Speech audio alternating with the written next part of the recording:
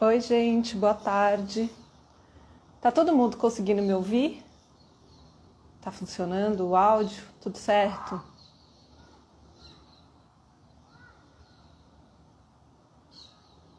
Oi, Charlene, você tá conseguindo me ouvir?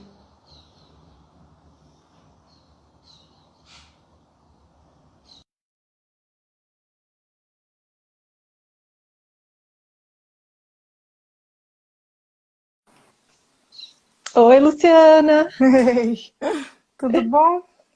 tudo e com você? Também, tudo bem. Que bom estar aqui. Eu fiquei pensando que a primeira live que eu fiz no Instagram foi com você. E a última vai ser também. Sim. Não, gente, eu faço jus ao meu signo, sou ariana, eu saio fazendo as coisas, sabe? Eu sou muito Ai, grata, ai. porque você me empurra também para fazer coisas que eu não ouso muito fazer live. Eu dou aulas, eu sou mais didática, de dar aula, de preparar aula. A live é uma coisa que exige um preparo, mas é mais espontâneo, né? E eu sou muito tímida para algumas coisas. Ai, mas eu fico muito feliz, Luciana, porque isso fez com que eu conhecesse você, porque eu conhecia seu trabalho, mas não te conhecia, É né? verdade, é Então, verdade. gente, encontros maravilhosos. Assim, eu não botava muita fé que, tipo, esse momento pandemia, né, e internet, né, fosse, obviamente, acho que não substitui, mas, tipo, trouxe conexões Não, que eu nunca ia imaginar na vida. Esse ano foi, assim, uma coisa muito foi um ano incrível, incrível. assim, É, um ano incrível. é claro que a gente Muitos tem que desafios. considerar todas as situações dolorosas, mas eu acho que as oportunidades estão aí também, né? É, exato. É a coisa da dualidade, né? Por um Sim, lado tem os desafios, mas sempre vai ter alguma coisa equilibrando, é isso mesmo. né? Bom, vamos esperar mais uns 2 minutinhos, Sim, só para o pessoal ter tempo de entrar. sim, acho que Oi, a luz, a a luz tá família, os boa. amigos entrando. Família e amigos são sempre bem-vindos, né? É, sim, importante. A luz tá boa aqui, né? Acho que tá. Tá boa. Aqui tá bem? Você tá conseguindo me ver direitinho também? Tô te vendo direito, porque a tendência é começar a entardecer e fazer um caminho mais escuro. Mas eu já deixei a luz acesa. Boa. E aí, Lu, então você lançou o livro, agora a versão espanhol e inglês, gente. Eu tô É, muito feliz com isso. na verdade, essa tradução estava pronta há mais de ano, só que era para publicar em livro físico. Eu tinha os Uhum, contatos já todos com a editora fora daqui, só que aí quando veio a pandemia, todos os projetos foram cancelados, né? E sim. eu tive a certeza de que era um conteúdo que precisava ser acessado, né? As pessoas Sim. estão buscando conteúdos novos. E aí eu comecei esse projeto de construir o e-book, veio o e-book em português pela Civita Solis, e o inglês e espanhol era uma questão muito burocrática.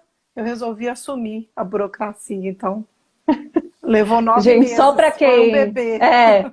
Deixa eu só explicar, né? Porque eu não sei se todo mundo sabe, mas a Luciana ela publicou o livro Cores da Alma, que fala a biografia da Ilma Klint, que é uma artista maravilhosa do começo, na verdade, final do século XIX, começo do século XX, né? Sim, E que ficou, tipo, no desconhecido durante muitos e muitos anos, até, enfim, muito depois da morte dela, que veio a público. E aí ela conta essa história que, enfim, vale a pena ler. E aí agora tem inglês e espanhol, gente, para o mundo inteiro, porque, assim, eu acho maravilhoso que você conta toda essa complexidade, né, dela, que é tipo, você abrange todos as facetas da Ilma, né? Não só a artista abstrata, primeira mulher artista é. abstrata, mas Até toda isso eu essa. questiono. Na Exato, isso que é verdade, eu quis contar a maravilhoso. história dela, né? Quis contar a história da Sim, mulher artista e depois entrar na obra, porque acho que é um pouco do que a gente vai conversar hoje também. sim. O que está Então, por Lu, quer se trás? apresentar? Acho que já fez 5 minutos que a gente entrou. Você se apresenta, depois eu me apresento e a gente começa. Então, tá certo. Então, boa tarde a todos. Meu nome é Luciana Pinheiro. Eu sou mineira, moro em Campinas. E eu sou artista plástica de formação. E depois uma série de outras graduações que foram encamadas, fazendo um caminho que eu chamo que é um caminho de integração, onde existe um caminho através da pedagogia para adultos, trabalho com a pedagogia social, com a biografia humana. E atualmente a gente teve esse caminho como escritora, né? Pesquisadora, escritora.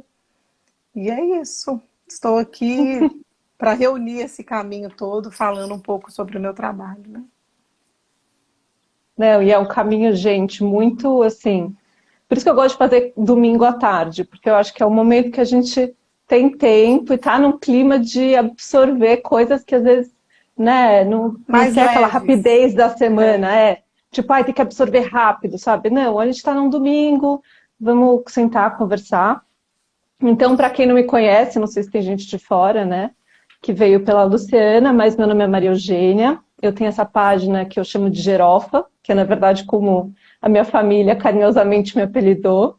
E é um canal que eu falo sobre arte, mas arte numa perspectiva de como a gente repensar a vida, né? Porque eu acredito que todo mundo pode ser criador da sua própria vida e essa é a verdadeira arte. Então, eu usar referências artísticas, mas de uma forma filosófica para a gente conversar juntos de formas da gente evoluir juntos como seres humanos, porque eu acho que é isso que vale. Sim. Então é isso. Então, Lu, vamos começar. Sim. Bom, queria só contar que, enfim, a Luciana, ela desenvolveu um processo que ela chamou de arte meditativa, que eu tive a felicidade de experienciar e que foi uma das coisas mais maravilhosas, eu que também sou formada em artes plásticas, que assim me abriu uma visão sobre a arte, como experienciar a arte de uma forma muito mais ampla. E das coisas que, enfim, que você me contou da sua história, da sua trajetória, eu percebi que tem muito da antroposofia, né, no seu processo. Sim. Que eu entendo, não sei se eu estou falando certo, mas você me corrige, mas eu entendo que é uma ciência que busca a verdade, sem ignorar o sentir e a espiritualidade dentro desse processo de buscar a verdade, né? Sim. Então, eu queria que você contasse um pouco o que é espiritualidade para você. Então, para falar sobre esse caminho da espiritualidade, eu acho que a gente pode trazer esse contexto atual que a gente está vivendo, né? Então, nós estamos vivendo um processo de uma grande oportunidade de transformação e de ressignificação da nossa história. E nunca eu escutei tantas pessoas falando que estão acordando para a espiritualidade. O que significa isso? Para mim, na minha visão, é simplesmente acordar para uma realidade que antes era negada ou não era necessariamente vista, né? Você falou da antroposofia. A antroposofia é uma ciência, mas ela, para mim, é uma atitude no mundo. É uma qualidade de ver o ser humano a partir desse viés, em que somos seres espirituais vivendo uma experiência terrena, né? Não o contrário, que somos seres humanos terrenos, vivendo experiências ocasionais espirituais, né? Então, esse paradigma já muda na medida em que agora a gente percebe que ou a gente ressignifica a nossa história, ou a gente integra o que nós somos como seres espirituais e seres divinos, seres humanos também terrenos, de corpo, né? Com um corpo denso, e ou a gente faz isso e se transforma, ou qual é o grande ganho desse momento? Então, a prioridade é a inteireza. Então, a espiritualidade para mim é isso, é a integração daquilo que me forma e me informa, né? Então, e aí vem a arte, né? A espiritualidade, ela é uma das forças de manifestações. A arte é uma das manifestações da espiritualidade, para mim. Sim. Né? Não, eu fico pensando muito que, assim, para mim, eu fiquei pensando, né? Porque eu mandei as perguntas para você, mas também uma reflexão para mim. Eu fiquei, gente, mas o que será, né, que é a espiritualidade? Para mim foi muito um lugar de humildade, assim, de entender que o que a gente apreende da nossa realidade é muito pequenininho. E aí, Sim. você ter uma espiritualidade, tipo, você entender, não, peraí, tem muito ainda para ser descoberto, e estar aberto a expandir esse conhecimento, né? Que existe e dar um sentido, né? É entender que, talvez essa coisa da fé, né? De, tipo, acreditar que existe um sentido nisso tudo aqui, né? Sim. Tipo, que não são só coisas aleatórias, estou aqui vivendo coisas aleatórias, E eu mas acho que essa é a grande que oportunidade que a gente tem hoje, né? é, De ter tido essa exatamente. possibilidade de buscar esse sentido, né? E encontrar um Sim. caminho menos intelectual, talvez um caminho mais sutil, que dê sentido a tudo Sim. que a gente está vivendo. Porque senão fica muito Uhum. dramático tudo que a gente está vivendo, é muito doloroso, né? Sim. Como ser humano, como família humana, não só como brasileiros, né? É. Gente, eu adoro o Marcelo Dantas, né? Até depois eu vou citar ele nas perguntas. Mas ele falou, eu sou terráqueo. Eu gosto de falar que eu sou terráqueo. Eu achei ótimo, porque aí ele se coloca junto com os animais, com as plantas, com tudo, né? Tipo, tudo é terráqueo, né? A partir do momento que está na terra, isso que é lindo, Sim, né? sim. Tipo, você se colocar em par com tudo isso. Bom, Uhum. vamos para a próxima pergunta. Eu queria saber se teve um momento em que te deu esse start de que talvez a arte fosse mais do que meramente uma expressão aleatória, mas que tivesse esse caráter espiritual ou que tivesse uma ligação maior, tipo, teve esse momento que você falou, nossa, peraí que tem alguma coisa a mais ali. Na verdade, assim, acho que desde que eu me dou por gente, tem gente entrando aí que me conhece desde pequena, a Alexia tá aí, Ah, eu sempre fui uma criança que era um pouco diferente, no sentido de que eu sempre precisei traduzir o mundo muito a partir do simbólico. Eu tive dislexia na infância, e aí eu tive a felicidade da minha mãe me colocar em uma escola de artes, né? Uma escolinha de artes. E a arte foi para mim um caminho de expressão de várias situações em que eu não conseguia ter voz e me expressar de uma forma, vamos dizer, normal, né? Então eu sempre fui uma criança muito agitada, muito curiosa e muito inquieta, né? E a arte desde cedo, assim, mas desde muito tenra mesmo, 5 anos, eu já tive a sorte de frequentar ateliês de arte. Eu tinha uma tia artista, então eu acho que a arte me salvou de não ficar muito deslocada socialmente, não me tornar uma pessoa muito antissocial, na medida em que eu fosse amadurecendo, porque eu fui conseguindo ressignificar as minhas esquisitices, né? Aí, quando eu escolhi Belas Artes, eu escolhi porque eu nunca tive dúvida de que a arte era o meu caminho. Só que na medida em que eu fui adentrando na academia, academicamente, o processo foi ficando ressecado para mim. Porque, principalmente na época, né, foi mais ou menos em 89 isso, a Fundação Guinhar tinha os professores muito focados no abstracionismo, e o tempo todo você desconstruía a figura, né? E eu gostava da figura. Para mim, ela era um eixo assim de encarnação mesmo, né? Trazer o peixe com cara de peixe e depois desconstruir isso dentro de um surrealismo, do que fosse. Mas tinha uma pauta que era figura não estava combinando com a moda da época, né?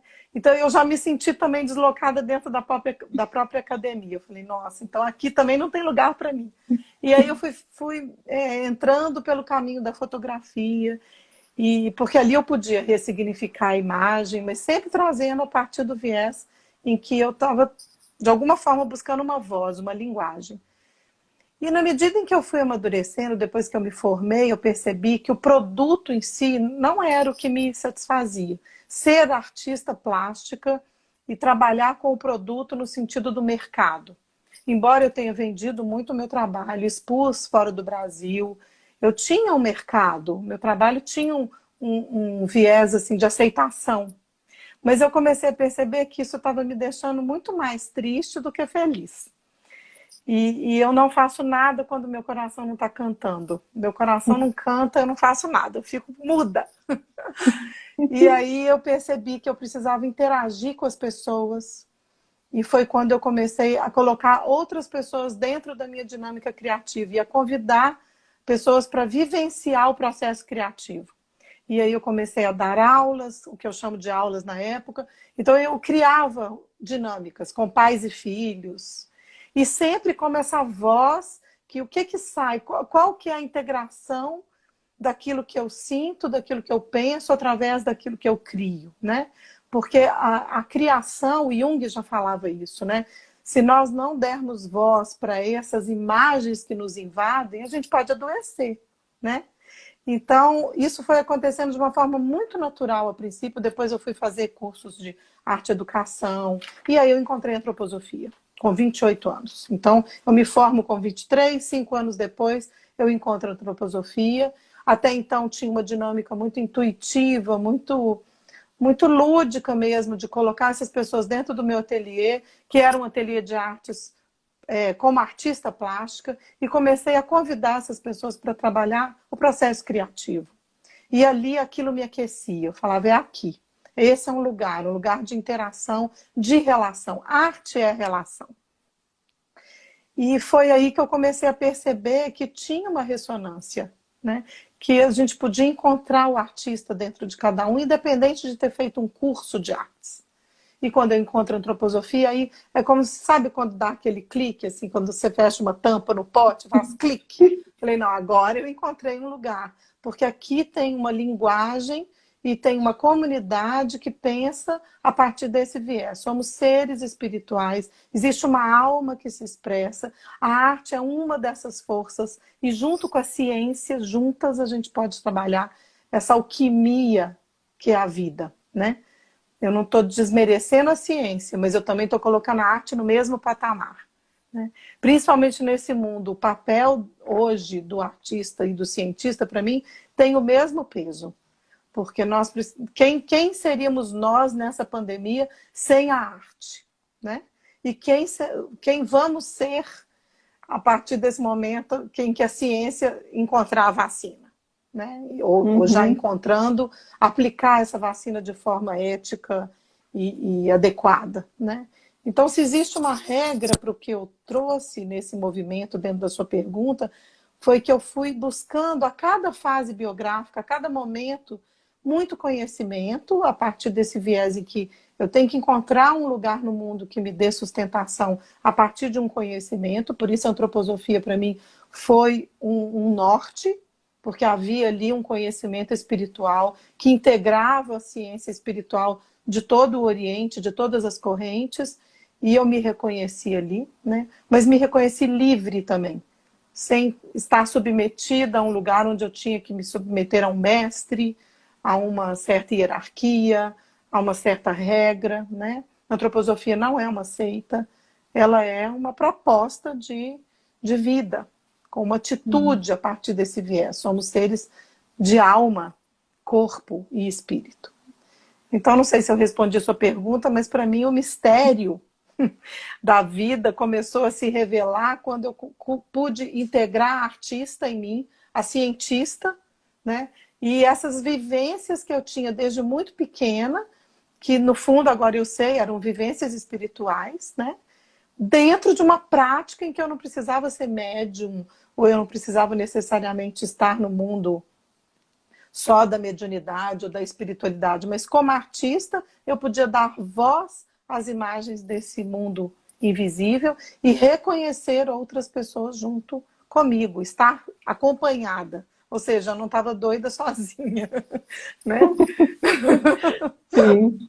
Não, com certeza. Eu adoro o exemplo do Newton, gente, da maçã, sabe? Porque Sim. ali foi muito um exemplo desse sentir, né? Tipo, quando cai a maçã na cabeça dele, eu brinco, né? Eu falo, gente, não foi a maçã que, tipo, fez um efeito na cabeça dele e aí, sei lá, fez um efeito químico que fez ele chegar na lei da gravidade, né? No cálculo da lei da gravidade. Mas foi esse sentir, gente, de perceber ali naquele momento, tipo, existe, né? Tipo, fazer relações sensíveis e a partir daquilo gerar uma linguagem que chegasse nessa resolução, né? Sim. Sim. Então ele expandiu, né? Tipo, a gente fica só no que a gente já sabe, mas é isso, né? Para mim, essa parte espiritual da arte é você expandir, você se permitir descobrir mais do que a gente já sabe, através de outras, né? De outras formas de sentir, perceber. E outra coisa que você falou do figurativo, eu fiz um curso da Super Bacana, Hum. e, e aí eles estavam falando lá que existe esse preconceito do figurativo, principalmente aqui no Brasil, que existe, tipo, super isso, assim, que é o abstrato, é o máximo. Eu sou super fã do abstrato, preciso confessar.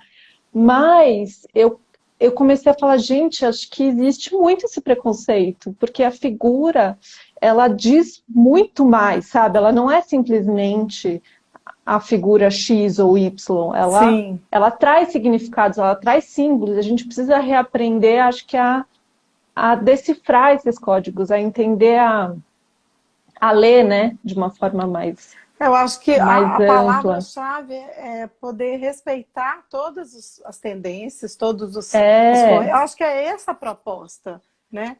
Por que que incluir tem que tudo, né? escolher? Por que que tem que escolher um lado? Por que que nós não podemos dialogar com todas as formas, né?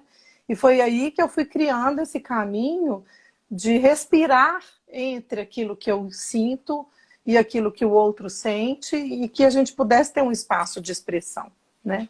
Então, tem alguém aqui falando que lembra do ateliê na Serra. Eu tinha um ateliê que chamava Disparate. E o É Disparate maravilhoso. começou na floresta e depois foi para a serra. E o Disparate era um lugar que as pessoas podiam entrar, um ateliê aberto, e elas escolhiam o que elas queriam trabalhar e tinham monitores, eu estava sempre por perto. E ter voz, porque eu acredito que o ser humano precisa ter uma voz, ter um diálogo de expressão, ter um gesto, né? Não dá só para ficar num caminho, vamos dizer, cognitivo, sem encontrar uma imagem, um símbolo, um significado que vai muito além da palavra, né? Então, por isso que a figura, ou o símbolo, ou o abstrato, e por isso que a Hilma af Klint, Jung, Goethe, você vai falar daqui a pouco, você vai abordar também a minha história, né? Eles são, para mim, eles são exemplos de seres humanos livres que encontraram um viés artístico, espiritual, né? Alquímico, porque é isso, né? A alquimia, ela integra o cientista e o artista, e eles conseguiram criar algo novo a partir dessa integração, sem escolher um lado. Né? É Sim. isso. Então, já que a gente já entrou, então vamos falar. Quero que você conte desse processo, todos esses conhecimentos que você foi, enfim, se aprofundando, né? Então, Uhum. o método fenomenológico de Goethe, Sim, né, a antroposofia de Steiner, até chegar na Ilma, como que isso também conduziu você no seu caminho, né? Porque, em paralelo, né, eu acho que é muito essa coisa, tipo, você vai desenvolvendo processos para compartilhar sim, com o todo, mas é muito de uma vivência sua, né? totalmente minha. Assim, eu não consigo trabalhar na teoria. Eu preciso primeiro vivenciar, né? E essa sou muito eu, assim. E aí o caminho que acontece vai acontecendo de uma forma natural. Não é algo que eu programo. É muito incrível isso. Assim, eu não planejo necessariamente chegar onde eu cheguei. Eu não planejei. Foi acontecendo. Então, na medida em que eu encontrei a antroposofia, eu fui fazendo essas formações, fiz a pedagogia Waldorf, a pedagogia social. A formação biográfica me deu um chão, porque eu comecei a perceber os ciclos e as fases da vida como um processo iniciático. Né? Somos todos convidados a encontrarmos no nosso destino um caminho de iniciação. Hoje, o ser humano que vive nesse mundo contemporâneo, todos somos iniciados e depende da gente encontrar de fato o significado dessa iniciação, né? Então, quando eu comecei a perceber, na medida em que eu fui amadurecendo na minha consciência, todos os conteúdos que eu estudava, junto com a minha vivência artística, aquilo foi se transformando em algo próprio. É como se eu tivesse, de alguma forma, me apropriado de um processo que eu pudesse oferecer. O tempo todo é isso, né? Vem muito pela intuição, mas eu preciso me apropriar daquilo. E é pela experiência. é sempre pela experiência, né? E foi assim que as fases, por exemplo, quando eu encontro a biografia humana e começo a minha formação, eu já tinha 35 anos. Então, foi 7 anos depois que eu encontrei a antroposofia. E nesses 7 anos eu fiz uma série de cursos e me autodesenvolvi. Fui fazer as terapias antroposóficas, fui ser tratada, né, pela medicina antroposófica. Então, eu fui trabalhando a partir de uma prática. Então, o conhecimento, a prática e o caminho meditativo, que é isso. Porque a meditação, ela é uma conexão de escutar, né? Escutar esse sagrado, escutar esses princípios imateriais, né? Que no fundo se a gente for procurar o significado de espírito, espíritos são princípios imateriais. Não tem que passar por nenhuma religião, né? É um caminho totalmente de encontrar uma substância incorpórea, inteligente, né? Criativa.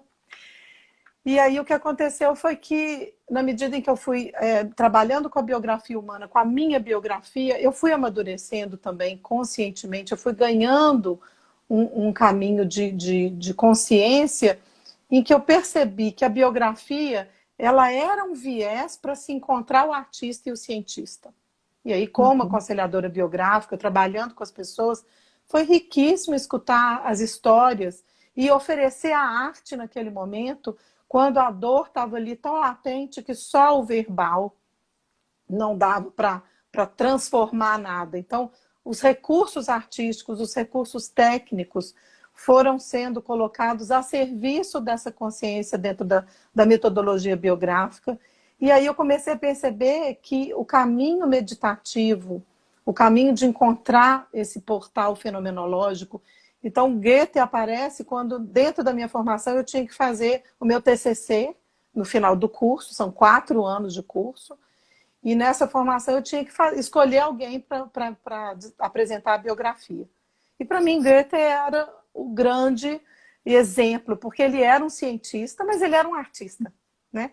Ele era profundamente poeta, né? Ele desenvolveu tantas coisas na área artística, mas se você olhar todo o caminho que ele fez na ciência, que é pouco valorizado, se você olhar, ele foi um grande cientista. A própria teoria das cores dele, né, que não é muito reconhecida, nem na universidade, por exemplo, na Faculdade de Artes. Eu não estudei a teoria de Goethe, eu estudei a de Newton, né?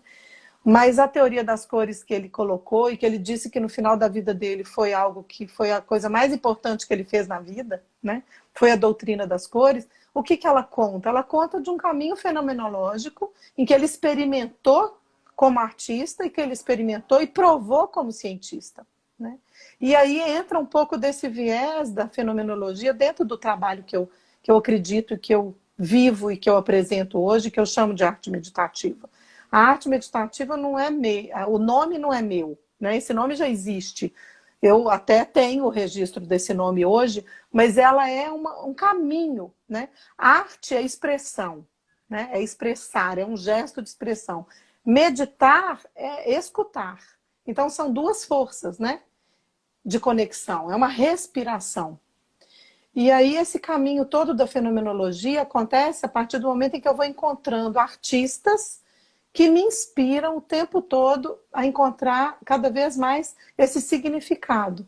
Então, quantos artistas hoje no mundo você reconhece, você na sua página maravilhosa, está sempre contando sobre artistas que estão contando e ressignificando uma história através do trabalho deles, eles ecoam em mim, né? Falo, nossa, isso aqui é algo que tem tudo a ver com o que eu estou sentindo, né? Ou é uma imagem, ou é uma poesia, ou é um filme, ou um livro, né?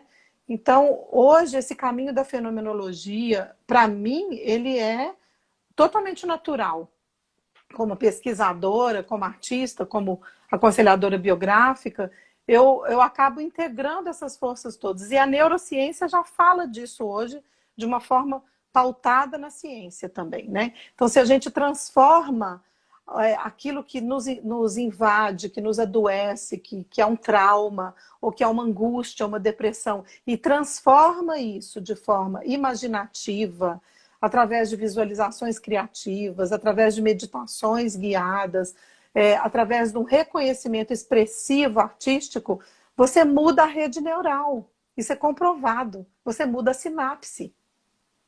Né? Então, isso é comprovado. Você ressignifica no corpo aquilo que a alma consegue transcender. Faz sentido isso que eu estou te contando? Muito.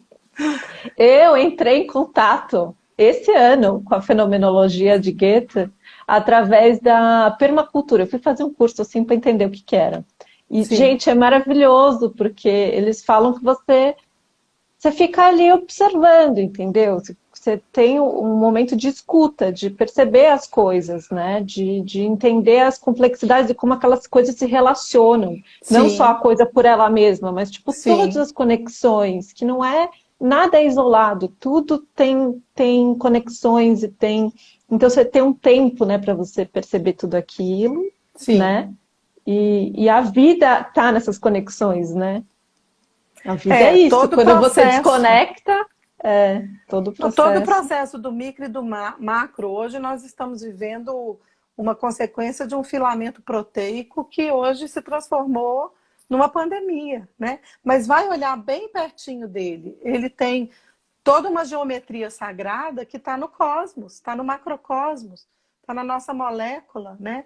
Tudo é esse pensamento circular para mim é a grande imagem da fenomenologia. Nós temos que aprender a pensar de forma circular. Não dá mais Sim, para encontrar um caminho obtuso e linear, porque tudo está conectado, né? Nós somos seres formados de elementos, de terra, de água, de ar, né?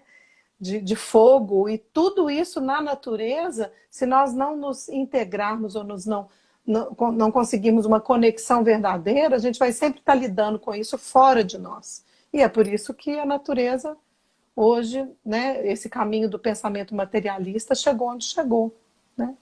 Então, eu acredito sim. que o olhar fenomenológico é um olhar circular. E a gente precisa aprender. Esse é o grande ganho que eu acho que essa pandemia pode estar trazendo para muitas pessoas. Aprender a pensar de forma circular. Estamos conectados, somos grandes elos que se conectam, se entrelaçam muito além do corpo físico.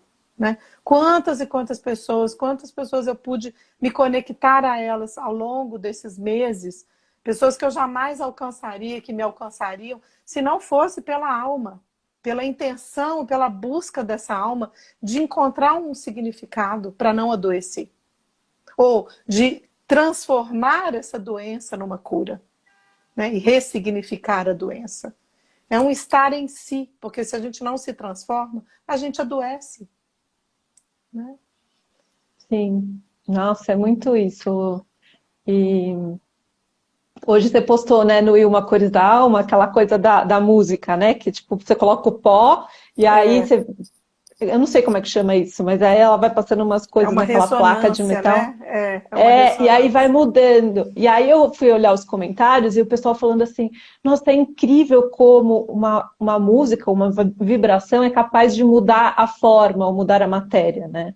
E Sim, aí acho que é importante a gente reconhecer, até aquele experimento lá da água, que eu também esqueci sim, quem é que faz, do mas de o você, emoto. de Moto, É, da gente realmente reconhecer que já é tipo fato que a intenção ou a vibração das coisas mudam a forma, mudam a matéria das coisas. Então é isso, né? mas É na a gente verdade é assim, reconhecer, gente. o que determina a mudança, a física quântica explica isso, não são as conexões neurais que determinam a consciência e mudam o objeto, mas é a nossa consciência que se manifesta na matéria. Então, é um caminho Nossa, totalmente que inverso, lindo! né?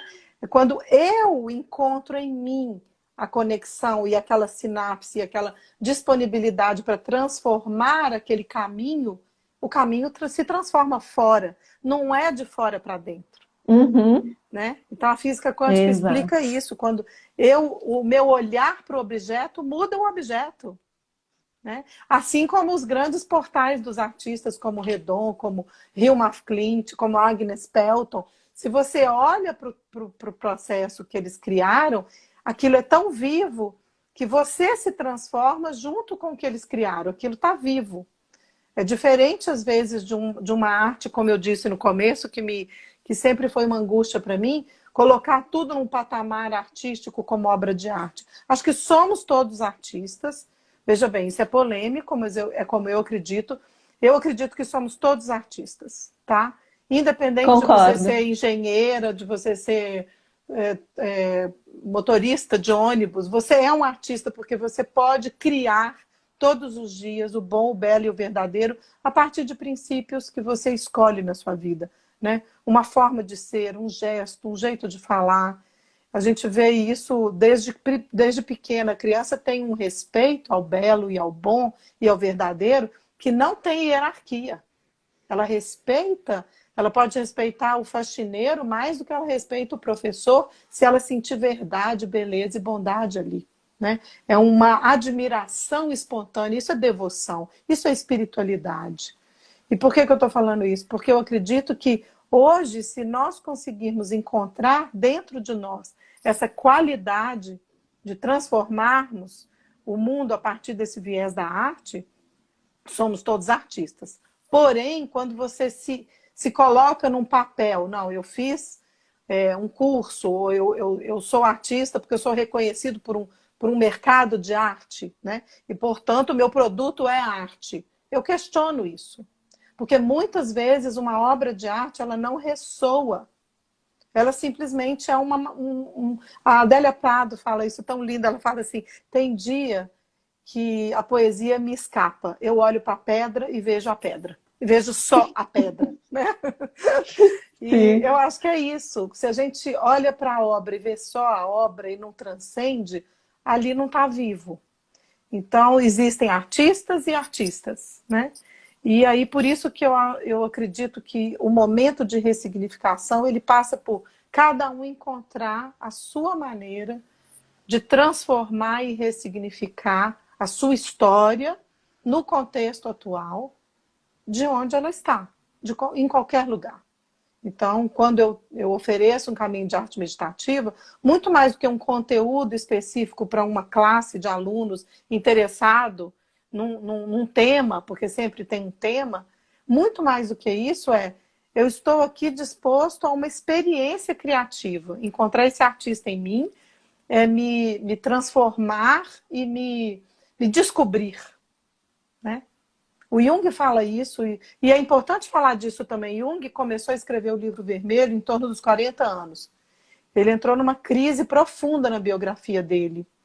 E aí ele precisou ressignificar coisas. E as pessoas falavam que ele estava deprimido. E, na verdade, o que ele precisou foi encontrar e dar voz às imagens do inconsciente dele, senão ele ia realmente adoecer, né? E ele fala disso várias vezes, em vários casos, em que ele convida a clientes a fazer, pega um caderno precioso, desenha símbolos, escreve, põe tudo para fora e faz desse caderno algo lindo para você. Porque se você não fizer isso, você perde a sua alma e você vai adoecer. Isso está escrito em algum conteúdo de Jung, eu não tenho nesse momento a referência exata, mas está bem dentro da obra dele. E o Livro Vermelho é isso, né? Para quem não conhece, o Livro Vermelho é uma obra alquímica, em que Jung começou a dar voz para esses personagens e encontrar pelas imagens um caminho de cura alquímico, né? Essa alquimia que é alma, corpo, mente, tudo conectado ao mesmo tempo. E isso é meditação também. Quando a gente medita, a gente pode encontrar uma conexão, pode ser uma fração de segundo, porque eu acho que a gente mais rala do que medita, né? Pelo menos da minha forma, eu falei, eu meditei. Não, eu ralei muito para às vezes ter um insight, mas é nesse momento que a conexão se faz, e aí vale qualquer quantidade, porque qualidade e quantidade são só conceitos também, quando a gente entra numa transcendência, numa experiência de transcendência, né? Não, Lu, tem uma amiga que eu fiz uma live no começo desse ano, que ela falou para mim, foi uma das coisas mais incríveis, que eu acho que tem muito a ver com o seu processo de arte meditativa. Ela falou, você sabe que a palavra saber, a etimologia da palavra vem de sabor. Ai, que E que para delícia. É. você saber de verdade, você tem que sentir. E Sim, eu acho que é isso, às vezes você fica repetindo, não, porque eu sei que um dia eu vou morrer, ou eu sei que eu tenho que fazer tal coisa, eu sei que não sei o quê, mas você não sente. E para a gente realmente saber e para a gente viver de acordo com aquilo que a gente aprende como informação ou como sabedoria, a gente tem que sentir e viver, né? na E eu verdade a acho que gente é. sente o tempo todo. O problema é que a gente coloca muito mais o pensamento como uma força muito mais respeitável, né? A gente dá muito mais Sim. voz e acredita muito mais no que a gente pensa do que nos sentimentos que também estão ali envolvidos, né? Por isso que esse caminho da arte, de uma forma consciente, né? Teve uma pergunta que passou rapidinho aí, somos todos iniciados, como que é isso? A Sim. iniciação, a palavra mesmo já diz, né? É um princípio. A gente começa um caminho que ele nunca termina.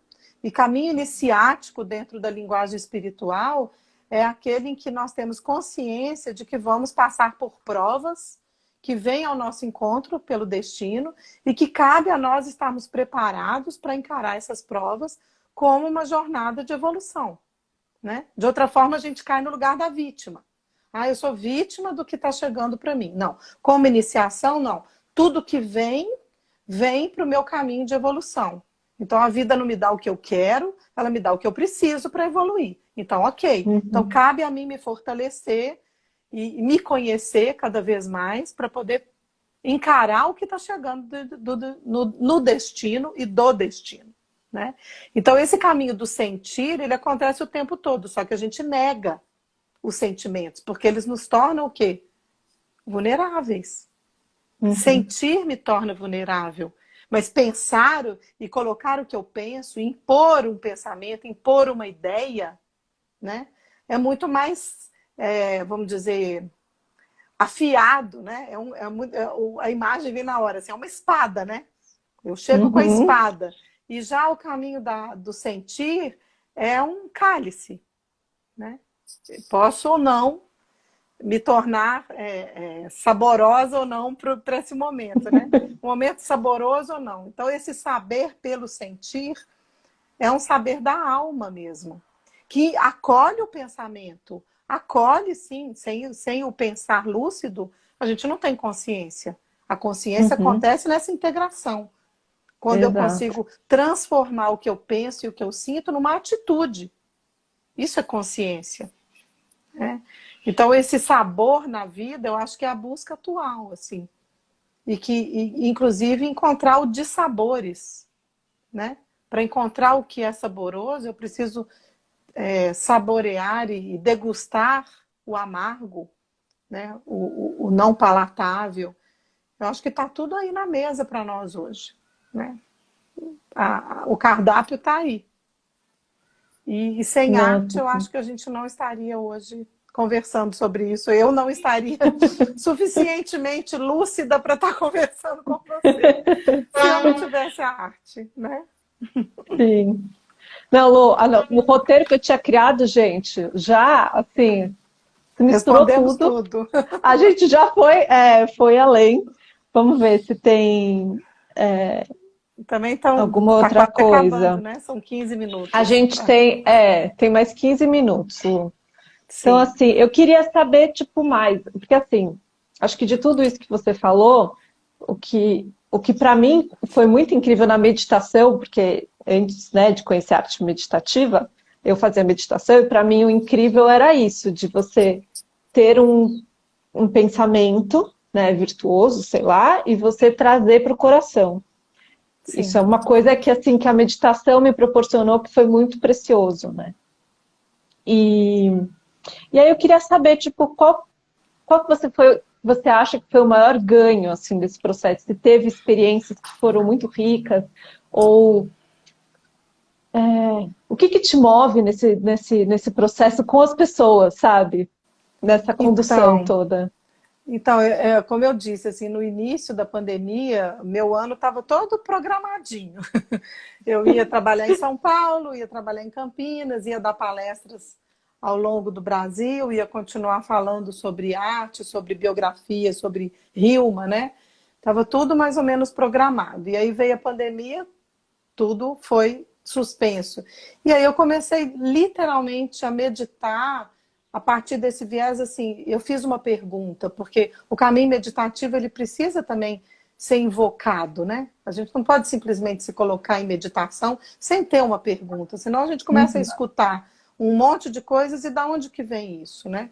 Eu acho que a intenção meditativa é importante. A prática da meditação, pelo menos na minha experiência, ela tem que ter premissas. Uma delas é ter Uhum. claro qual é o caminho eu tenho que ter um território ali, senão eu posso me perder. E posso entrar em Uhum. lugares que podem ser até ilusórios, perigosos, né? Uhum. Porque quando você medita, você pode entrar em lugares, são labirintos, né?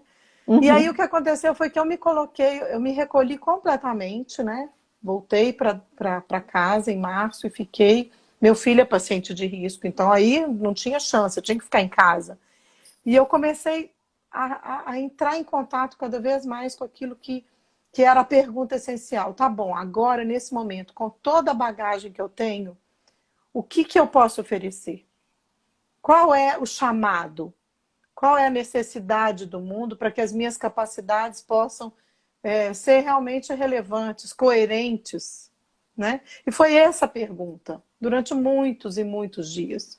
E foi pouco antes da Páscoa que eu comecei a acordar com essa imagem. Tem que trabalhar com a arte meditativa, que era algo que eu já fazia há 10 anos, mas que não tinha tanta... ela estava dentro do caminho biográfico. A arte meditativa ela era uma ferramenta do processo biográfico. E, de Quer repente, ela contar um passou a pouquinho, ser... rapidinho, Lu? Quer contar rapidinho só o que é o processo biográfico que você faz? O processo biográfico é uma metodologia desenvolvida a partir que Steiner resgata dos gregos, dos chineses, de todo um caminho já anterior a essa época contemporânea, mas ele transforma, falando sobre esse novo ser humano moderno, sobre fases da vida, né? Então, existem leis biográficas que são leis humanas. Em qualquer lugar do mundo, a gente vai aprender a andar, a falar e a pensar em determinadas épocas, entre os 3 e 7 anos, estamos andando, falando e pensando, dentro de um caminho, vamos dizer, cognitivo natural, né? Sem sequelas, né? E aí, esse é um caminho que vai acontecendo, amadurecendo como seres fisiologicamente, amadurecendo como seres também psicologicamente, emocionalmente. Então, existem leis de desenvolvimento que vão acontecendo evolutivamente na medida em que nós vamos crescendo. Só que isso não é uma regra quando a gente sai do caminho fisiológico e entra no caminho do contexto cultural, do contexto familiar, do contexto como eu absorvi aquela experiência e como eu traduzo essa experiência na medida em que eu vou amadurecendo. Então, o mesmo evento, para várias pessoas, tem várias dimensões, né? Então, a metodologia biográfica, ela envolve ancorar a sua biografia, a sua história, em processos, vamos dizer, de leis que já no desenvolvimento humano você se reconhece, falar aqui, a crise dos 28 anos, a crise dos 33 anos. Então, essa crise não é só minha, todo ser humano atravessa um momento em que ele se questiona em relação a alguma coisa. Sim, mesmo que você não tenha entrado em contato com isso, quando você começa a trabalhar a sua biografia, você descobre que é uma crise humana. E isso dá um conforto, falar, então, não estou sozinho. É como eu, quando encontrei, né, a minha turma.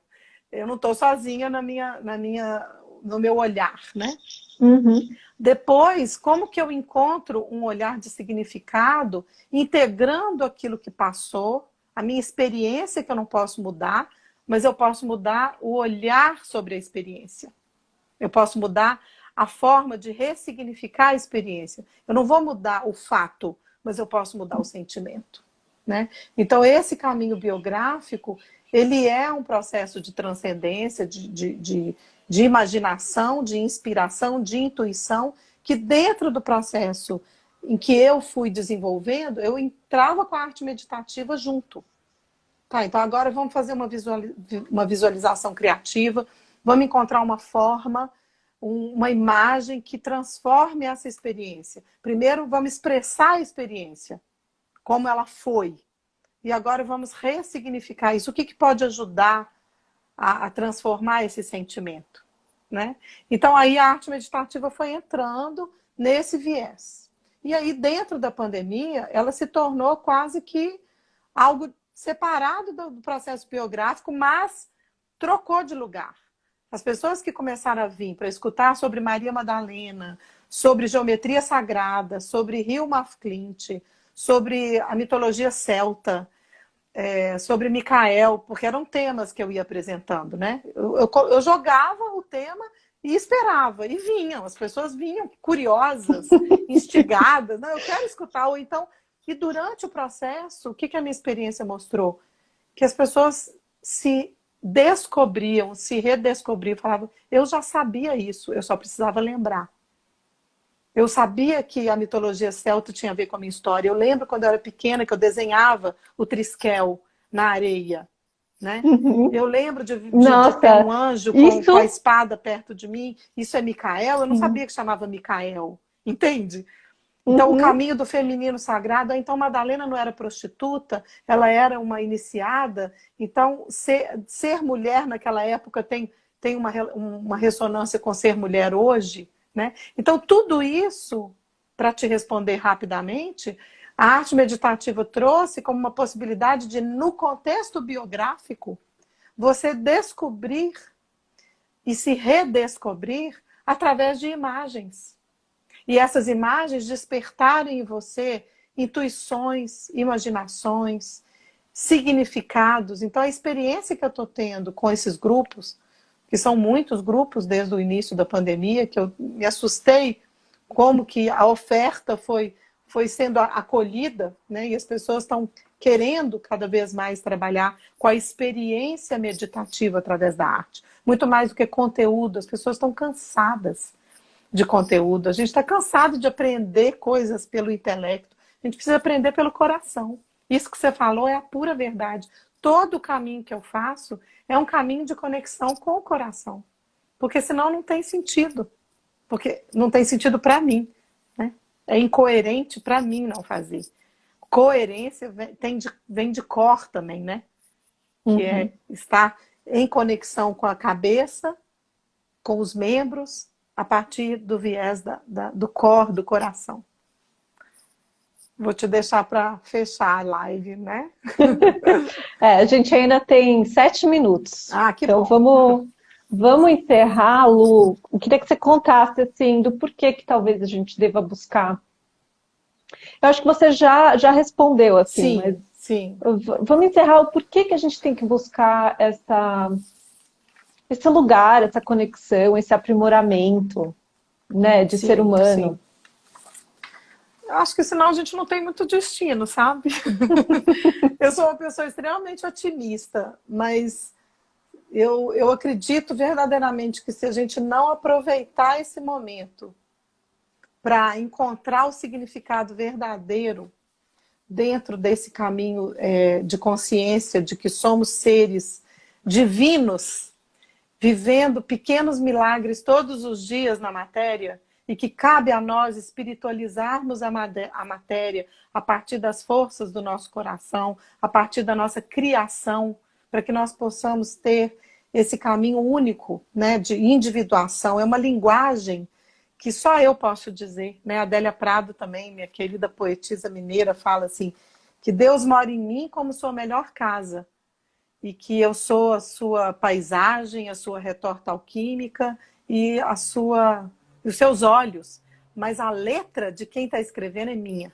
Então, ganhar esse caminho de individuação hoje num mundo globalizado, num mundo tão denso de imagens, de tanto conteúdo, de tanta informação, mas para onde que essa informação vai me levar? Se a ideia for linear e intelectual, ela não vai me levar para lugar nenhum. Então, tem que ir para a arte. A alquimia a única saída para mim é a alquimia da arte. A ciência vai curar a matéria, mas a ciência sem espiritualidade, sem arte, ela vai chegar num beco sem saída e nós vamos nos ver sem essa inteireza, sem essa totalidade e vamos estar reduzidos a um filamento proteico que cura o que adoece, né? Então, para mim, a arte é o caminho de integração, é o caminho que nos dá significado, é o legado que a gente vai deixar na Terra para gerações futuras, né? Se a gente não construir algo bom, belo e verdadeiro no mundo, a partir do nosso coração e da nossa intenção de fazer isso, fazer o bom, o belo e o verdadeiro com arte, com espiritualidade, vai tudo virar pó. E a gente vai virar pó de estrelas como a gente já era. Poeira de estrelas, perdido no mundo, até encontrar outro planeta e outro corpo e outro lugar para transformar e ressignificar isso. Esse é o que eu acredito, né? É o que ecoa para mim hoje. E eu acredito também que uma pequena chave pode abrir uma porta muito pesada e grande. Então, é mais simples o caminho, ele não é complexo. É simples, é pela singeleza da vida, é o jeito que você faz um café, é o jeito que você responde o outro, é o jeito que você colhe algo no jardim. Olha para uma criança. As crianças estão precisando disso no Natal agora. Isso é uma coisa que me emociona. Eu sou avó, né? Então, olhar para o meu Eu fiquei neto... até emocionada aqui. Olhar para o meu neto e olhar para o menino Jesus. Falar, olha aqui, meu neto. E que manjedoura é essa? Né? O que vai nascer? Que Natal é esse? Né? Em que eu não vou estar com ele. Mas ano passado a barriga estava comigo. A minha filha estava barriguda comigo. Esse ano tá aí essa criança divina no mundo. Então, é isso. Não quero que acabe sem acabar direito. Né? Eu depois dessa, eu só vou encerrar e agradecer. E deixar aqui, assim, acho que agora todo mundo entende a minha admiração pela Luciana, porque a gente consegue sentir, ela consegue transmitir esse coração, sabe? Que você conseguiu preencher com todo esse seu trabalho, todo esse seu carinho, e você consegue transmitir isso para as pessoas com tanto coração, sabe? Não é só com palavras vazias, mas a gente sente. Mesmo em tempos de tecnologia, você consegue transmitir isso. Então, eu só queria agradecer. Só. Eu também quero te agradecer, porque você que me provoca para fazer essa live. Falei, foi a primeira live do Instagram, foi com você, e a última. Vamos encerrar o ano em grande estilo. Muito obrigada. Espero te dar um abraço verdadeiro. Em breve. Né? Sim. Mas o abraço fica aí para todos também, né? Um Natal verdadeiramente Natal, né? Na essência do Natal. Que a gente possa abandonar o que precisa ir embora e deixar vir o novo, nascer a luz espiritual na nossa vida. Né? Sim. Então é isso. Obrigada. Obrigada, gente, por todos que participaram. Espero que tenham gostado. Beijos. Um beijo. No meu Instagram tem mais coisas lá. Tem perguntado sobre arte meditativa, tem links lá, tá bom? Sim, que todo mundo que quiser participar, então, se inscrever nas sessões de arte meditativa ou na jornada biográfica, né, que você faz. Sim. Acho que vai começar ano que vem, né? Ano que vem agora, O último encontro já está fechado, mas tem outros produtos lá que a gente vai mostrar, tá bom? Então tá bom. Um beijo. Beijo também, querida.